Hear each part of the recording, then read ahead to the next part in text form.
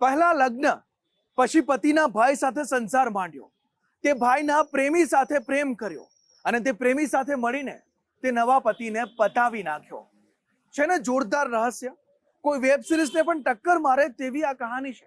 પરંતુ અમદાવાદ ક્રાઇમ બ્રાન્ચના જાંબાઝ જવાનોએ તે પત્નીને ઝડપી પાડી છે અને એક નાનકડી બાતમીના આધારે આખી મિસ્ટ્રી સોલ્વ કરી નાખી છે.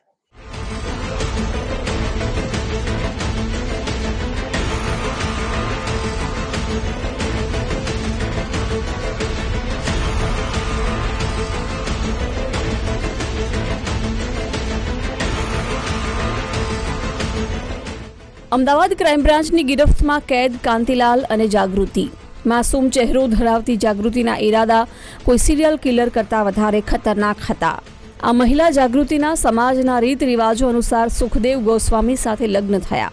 2 બાળકોની માતા જાગૃતિને તેના જેઠ સાથે પ્રેમ થતા પતિ અને બાળકોને તરછોડી દીધા. પતિ સુખદેવના મોટા ભાઈ શાંતિલાલ સાથે રહેતી જાગૃતિને શું વાંકું પડ્યું? કેમ જાગૃતિએ પ્રેમી કાંતિલાલ સાથે મળીને શાંતિલાલને જ કાયમને માટે સુવડાવી દીધા?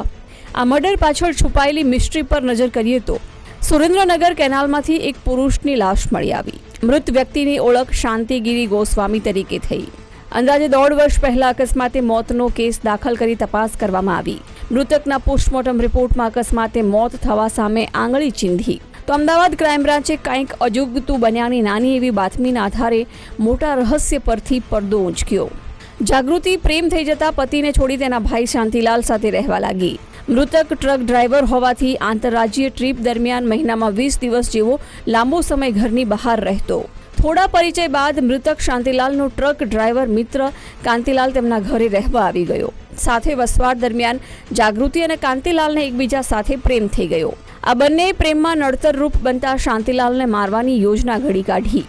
હત્યાના દિવસે શાંતિલાલ અને જાગૃતિ વચ્ચે થોડો ઝઘડો થયો. પહેલાથી નક્કી થયેલા ષડયંત્ર મુજબ કાંતિલાલે જ મિત્ર શાંતિલાલનું દિવાલે માથું અથડાવ્યું, જે બાદ જાગૃતિએ ઓશિકાથી ગળું દબાવીને શાંતિલાલની હત્યા નિપજાવી દીધી. લાશને સગેવગે કરવામાં દીપક નામના એક વ્યક્તિની એન્ટ્રી થઈ.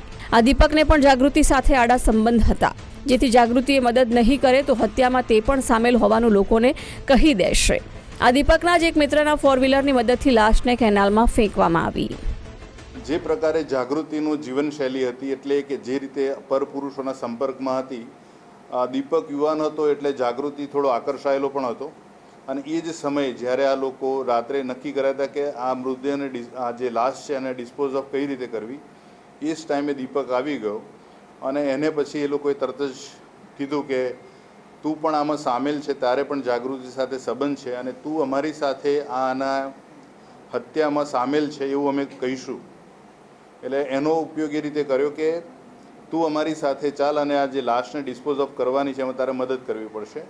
એટલે દીપક એ ડરના માર્યા અને જાગૃતિ પ્રત્યેનું એનું જે આકર્ષણ હતું એમાં એ સામેલ થયો. ત્યારબાદ આ લોકોની પાસે 4-વ્હીલ એટલે લાશને લઈ જવા કે બીજા અન્ય કોઈ ડિસ્પોઝ ઓફ કરવા માટેનું વાહન નહોતું. એટલે એમના એક મિત્ર લલિતભાઈ ઉર્ફે ટીનાભાઈનો સંપર્ક કર્યો અને એવું કહ્યું કે અમારે થોડીક મેડિકલ ઇમરજન્સી છે અને અમારે એક 4-વ્હીલરની જરૂર છે. પ્રેમી સાથે મળી આયોજનબદ્ધ રીતે પતિની કરેલી હત્યાને અકસ્માતે મોતમાં ખપાવી દેવાનો ભરપૂર પ્રયાસ કરાયો. આ પહેલા જાગૃતિએ શાંતિલાલની હત્યાની સોપારી યુનુસ નામના એક વ્યક્તિને સોંપી હતી. શાંતિલાલ સૂતા હોય તેવો ફોટો પાડીને યુનુસને કામ પતાવી દીધાની માહિતી આપતા જાગૃતિએ 25,000 રૂપિયા ટ્રાન્સફર કર્યા હતા. આ યુનુસ ડરીને શાંતિલાલની હત્યા કરવાની યોજનામાંથી હટી ગયો હતો. પહેલા પતિને તરછોડનારી અને બીજા પતિની હત્યા કરનારી જાગૃતિના ગામમાં જ કેટલાક પુરુષો સાથે આડા સંબંધ હોવાની પણ પોલીસને જાણકારી મળી. કાંતિલાલ ઉર્ફે ભરત એટલે જે અત્યારે જેની ધરપકડ કરવામાં છે આરોપી અને જાગૃતિ, આ બંને શાંતિગીરીના ઘરમાં 3 જણા સાથે જ રહેતા હતા. એટલે એમને ક્યાંય જવાનો કે ભાગી જવાનો કોઈ એમણે વિચાર્યું જ નહોતું. કારણ કે પહેલેથી નક્કી હતું કે જ્યારે શાંતિગીરી નહીં મળે અને લોકો પૂછશે તો શરૂઆતના તબક્કામાં એવું કહેવાનું છે કે એ ટ્રકના વર્ધીમાં ગયેલો છે અને થોડા સમય પછી એવું કહેવાનું છે કે હમણાં શાંતિગીરી ત્યાંની કોઈ એજન્સી સાથે જોડાયો છે સારા પગારે, એટલે હમણાં ઘણા લાંબા સમય સુધી એ ઘરે નહીં આવી શકે. એટલે એનો નંબર પણ બદલી નાખ્યો છે અને એણે ના પાડી છે કે મારો કોઈએ સંપર્ક કરવો નહીં. અમારું ટેકનિકલ એનાલિસિસ જે છે એનાલિસિસમાં 7 તારીખે છેલ્લો એનો ફોન ઓન છે, એટલે 8 તારીખથી આ મૃતકનો શાંતિગીરીનો ફોન હંમેશાના માટે બંધ જ આવેલો છે. જાગૃતિએ પતિ શાંતિલાલની લાશનો નિકાલ કરવામાં દીપક નામના યુવકની મદદ લીધી. આ દીપકના એક મિત્ર લલિતની કાર મેડિકલ ઇમરજન્સીના બહાને માંગીને શાંતિલાલના મૃતદેહને કેનાલમાં ફેંકી ફોન બંધ કરી દીધો.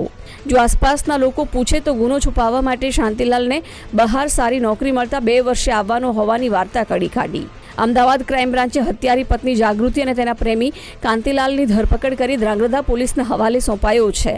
આ બંનેની પૂછપરછ દરમિયાન વધુ કોઈની ગુનામાં ભાગીદારી છે કે કેમ તે અંગે સ્ફોટક ખુલાસા થવાની શક્યતા છે. અર્પિત દરજી, ગુજરાત ફર્સ્ટ, અમદાવાદ.